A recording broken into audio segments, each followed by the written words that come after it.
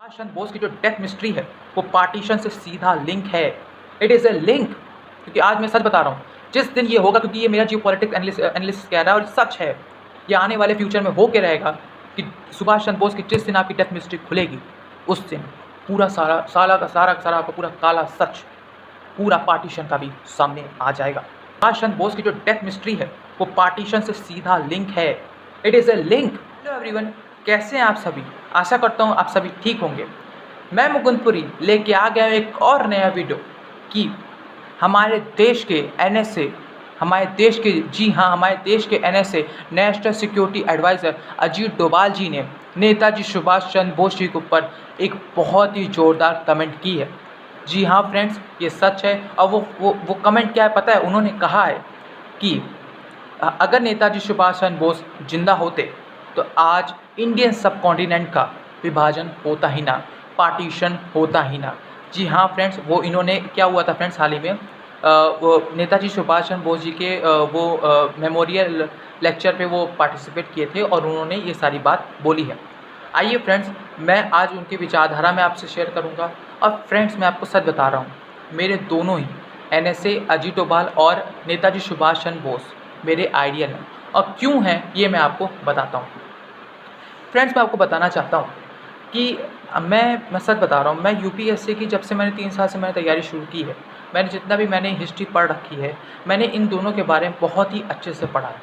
और मैं सच बता रहा हूँ, इनका जो ये दोनों ही एनएसए, हमारे देश के हमारे एनएसए और हमारे नेताजी सुभाष चंद्र बोस, इन दोनों का जो माइंडसेट है जियो पॉलिटिक्स में, ये पॉलिटिक्स में इतना इन्वॉल्व नहीं होते थे, ये जियो पॉलिटिक्स में इन्वॉल्व होते थे। यानी पूरी दुनिया को कैसे चलाना है, हमारे भारत का क्या स्टांस होना चाहिए, वो एक ट्रू लीडर थे। नेताजी सुभाष चंद्र बोस ट्रू लीडर थे और एनएसए हमारे ट्रू लीडर हैं।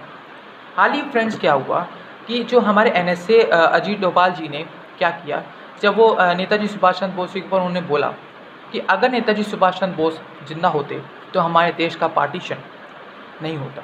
क्यों फ्रेंड्स, ऐसा उन्होंने क्यों कहा? आइए जानते हैं। क्योंकि फ्रेंड्स ये बात है, मतलब अगर हम लोग अपने हिस्ट्री बुक्स में भी पढ़ेंगे, क्योंकि फ्रेंड्स मैंने पढ़ रखा है कि नेताजी सुभाष चंद्र बोस जिन्ना के जो आपके पाकिस्तान के जो फाउंडर थे, उनके बहुत ही क्लोज थे। जिन्ना नेताजी सुभाष चंद्र बोस को एक ट्रू लीडर मानते थे। वो किसी को ना मानते, लेकिन उन्होंने यहाँ पे जिन्ना को सुभाष चंद्र बोस जी को एक्सेप्ट करने को भी वो तैयार थे। फ्रेंड्स क्या हुआ था कि जब आपका 1940s के में जो आपका लाहौर डिक्लेरेशन हुआ था, यानी कि जब आपकी पाकिस्तान की नींव रखी जा रही थी, तब फ्रेंड्स यहाँ पे नेताजी सुभाष चंद्र बोस ये समझ गए थे, उनका जो जियो पॉलिटिक्स एनालिसिस था, ये जो अपने इंडियन सब कॉन्टिनेंट को लेकर के ये सब चीज़ें उनका एकदम क्लियर था। उन्होंने साफ साफ बोल दिया जिन्ना से कि आप देश के प्रधानमंत्री बन जाइए, हम लोग आपको सपोर्ट कर देंगे, लेकिन इंडिया सब कॉन्टिनेंट का आप विभाजन ना करिए। उन्होंने बहुत रिक्वेस्ट की। फ्रेंड्स, अगर यहाँ पे आपके सुभाष चंद्र बोस जिंदा होते तो सच में ऐसा होता ही ना। ऐसा आपका ये यहाँ पे था ना, आपका जो पार्टीशन हुआ वो होता ही ना।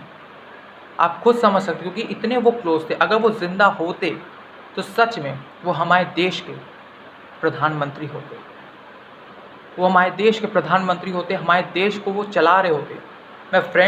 मैं सच बता रहा हूँ, मैं इनके ऊपर बहुत ही डेडिकेटेड मैं सीरीज़ लेके आने वाला हूँ। इनका जो जियो पॉलिटिक्स पर्सपेक्टिव था दुनिया को लेकर के, हमारे भारत को लेकर के, वो बहुत ही ग्रेट विजनरी था। फ्रेंड्स, ये बहुत ही ट्रू लीडर थे हमारे देश के नेताजी सुभाष चंद्र बोस। फ्रेंड्स, मैं आपको इनके एक और बात बताना चाहता हूँ कि जब आपका यहाँ पे मैं बात और भी बहुत कुछ बताना चाहता हूँ पार्टीशन के बारे में। फ्रेंड्स, 20th सेंचुरी का सबसे डिजास्टरस जो चीज़ हुई हमारे देश के लिए वो थी आपका पार्टीशन। फ्रेंड्स, मैं आपको सच बताना चाहता हूँ यहाँ पे कि कम से कम 2 मिलियन लोग मारे गए। कोई वॉर नहीं हुई यहाँ पे, कोई आपकी मिलिट्री आपका यहाँ पे नहीं आई कि वापस मारे, नहीं, लोग आपस में मारे, धर्म के नाम पे लड़े। 2 मिलियन, सोचिए आप जरा। यहाँ पे 20th सेंचुरी इंडिया के लिए बहुत ही ज़्यादा दर्दनाक थी। और कौन करवाया यहाँ पे? वेस्ट पूरा यहाँ पे पूरा जिम्मेदार था। और फ्रेंड्स, मैं यहाँ पे एक बात और बताना चाहता हूँ। अब फ्रेंड्स, ये सच्चाई है और ये आने वाले समय में ये हो के रहेगा। देखिए फ्रेंड्स, आपने बहुत सी थ्योरी सुनी होगी हमारे नेताजी सुभाष चंद्र बोस के बारे में कि वो ख़त्म हो गए थे या फिर वो ख़त्म हुए ही नहीं थे। वो गुमनामी बाबा बन के भी वो आगे 1985 तक वो ज़िंदा रहे। ये फ्रेंड्स कई थ्योरीज़ यहाँ पे कहती हैं, जिसको मैं अभी क्लेम नहीं कर सकता क्योंकि ये एक्सेप्टेड नहीं है, गवर्नमेंट ऑफ इंडिया द्वारा एक्सेप्टेड नहीं है। लेकिन फ्रेंड्स मैं आपको एक सच्चाई बताना चाहता हूँ। जिस दिन ये थ्योरी अगर ये सच हो गई, यहाँ पे नेताजी सुभाष चंद्र बोस की जो डेथ मिस्ट्री है वो सॉल्व हो गई, तो उस दिन जो पार्टीशन की जो आपकी थ्योरीज थी कि किसको ज़िम्मेदार ठहराया जाए, वो तुरंत सॉल्व हो जाएगा। क्योंकि फ्रेंड्स सुभाष चंद्र बोस की जो डेथ मिस्ट्री है वो पार्टीशन से सीधा लिंक है। It is a link. क्योंकि आज मैं सच बता रहा हूँ, जिस दिन ये होगा, क्योंकि ये मेरा जियो पॉलिटिक्स एनालिस्ट कह रहा है और सच है, ये आने वाले फ्यूचर में हो के रहेगा कि सुभाष चंद्र बोस की जिस दिन आपकी डेथ मिस्ट्री खुलेगी, उस दिन पूरा सारा आपका पूरा काला सच, पूरा पार्टीशन का भी सामने आ जाएगा।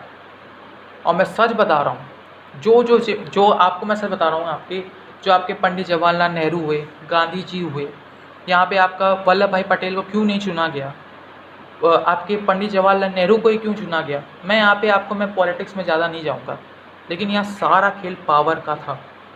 क्योंकि यहाँ पे जितना पसंद किसको करते थे, सुभाष चंद्र बोस जी को, और सुभाष चंद्र बोस ही ख़त्म हो गए।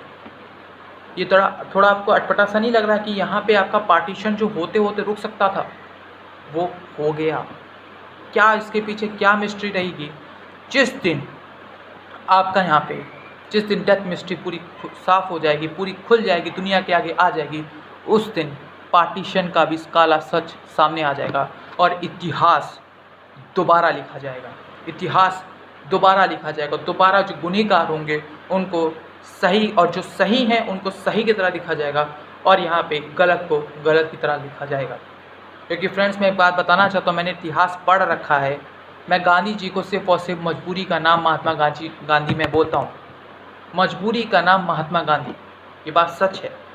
वो बहुत बड़े, मैं ये नहीं कहता कि मतलब वो ट्रू लीडर नहीं थे, लेकिन फ्रेंड्स वो मजबूरी में आकर के एक नॉर्मल मैन ही थे, हमारे जैसे, आपके जैसे। बस उनकी जो शैली थी, जो बोल चाल थी, जो आपकी जैसे मोदी जी, जो आपका करिश्मा होता है ना, करिश्मा टाइप का, वो उनके अंदर था, इनबिल्ट था, उन्होंने बिल्ड किया था।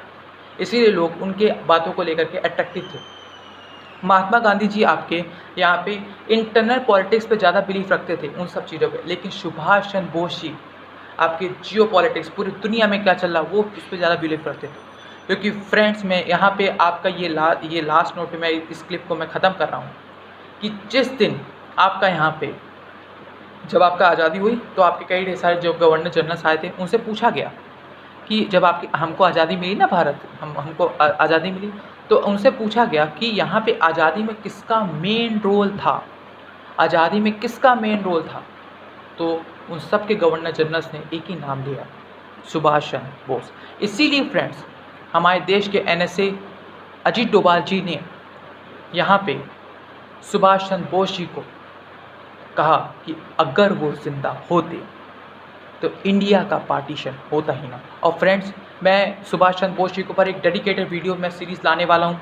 उनका जियो पॉलिटिक्स, जो आपका सिनेरियो है पूरे दुनिया को लेकर क्या था, वो मैं आपके सामने रखूँगा, क्योंकि मेरी फ्रेंड्स को मैंने बहुत अच्छे से पढ़ रखा है। मैं फ्रेंड शेयर ज़रूर करूँगा। अगर आपको ये वीडियो अच्छा लगा तो शेयर करिएगा और कमेंट में बताइएगा कि क्या आपको वीडियो चाहिए, तो मैं ज़रूर लाऊँगा। Thank you friends.